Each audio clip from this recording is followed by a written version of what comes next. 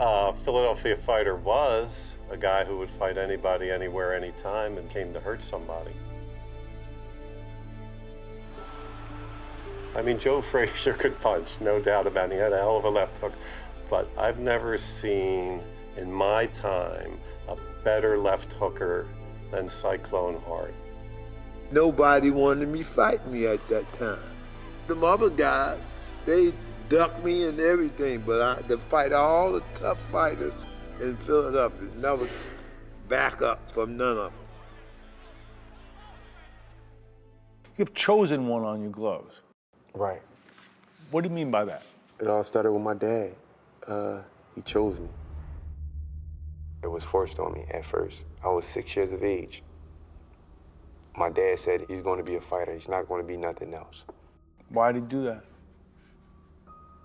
I always ask myself why. I ask myself the same question. What has he saw in me that he didn't see in my other brother, Eugene Jr.? What he saw in me that he didn't see in him? I ask myself that daily, and I still can't come up with the correct answer. You wanted him to be a fighter? I believe that my son can be champ of the world. My dad was rated #3 in the world.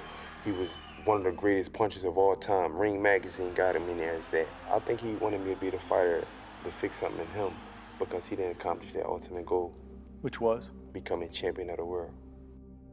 The father gets some satisfaction in the fact that maybe his son will become a world champion, which the father never did. But of course, it was tougher back then to get a world title fight. And he chose you to fix that.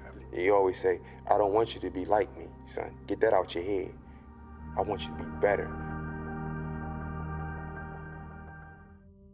Explain why you were so hard on him.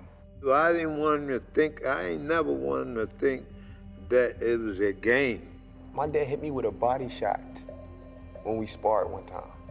12 years old, put me down on the canvas. Oh, man. I didn't like my dad so much. He was throwing punches and I hit him with a left hook. He hit me in my solar plex.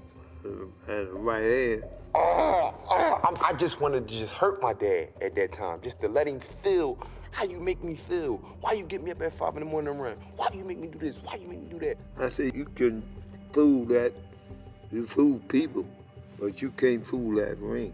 I couldn't believe a father would do something like that to their son. But didn't you ever tell him, Dad, I don't want to be doing this. I don't want to run around the block when it's still dark and cold. I did. I told him. And what happened? I don't care about that. You're going to do what I say. You're in my house. You're under my roof. You my boy. And you're going to do what I say do. It would be years before he understood his father's true purpose. Real toughness wasn't physical, and the real test was yet to come. Jesse was a rising amateur star by the time his older brother was murdered, shot to death, January 12th, 2010. I could take any physical amount of pain you put me through. But the worst thing that ever happened to me, that it made me withstand and be stern on, is the loss of my brother. My brother Damon got killed. I never felt pain like that in my life. And I remember my niece, his daughter, my dumb, she said, Jesse, just please, I just want my dad. Just tell me it's not real. Just tell me it's not real. She was crying her eyes out. And there's the pain of nothing you can do. Physically, mentally, nothing you can tell her to stop her from crying, to stop her from feeling this hurt. This happens. This happens. And you go to a dark place. Real bad place. And all of a sudden, you're planning your revenge. Absolutely. Absolutely at that time. I didn't care whether at that time, you took him, then you got to come get me. You had a gun? Come get me, absolutely. What were you gonna do with it? Well, the same thing they did to my brother. The same thing they did to him. I don't care nothing about y'all. I want y'all to feel that same pain my niece feel. So you walk around the streets with a gun, and you stop fighting. Yeah.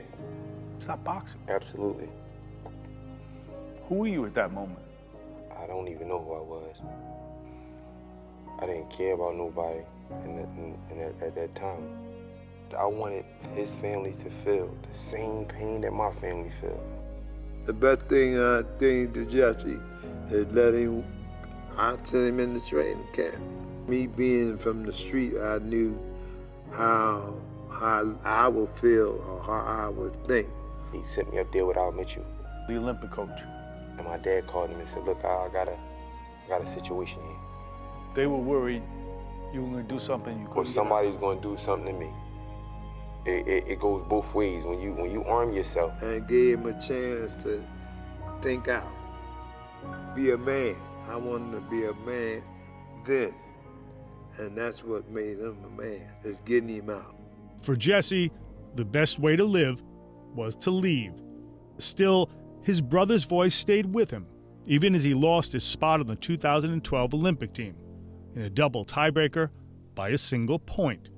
If the game made him tough, now it broke his heart. He thought he was done with boxing. I had a dream about my brother Damon. He came to me in my sleep and was like, yo, you supposed to be like Sugar Ray Robinson in one of them boys. You gonna be like Muhammad Ali in one of them boys. That's how he was talking in the dream. Don't let that back you down. Don't let that discourage you. You got a bigger goal. You're gonna be great. You gotta accept that. I had so much to, like, I wanted to ask him about him getting killed, and before I got that out, he was gone.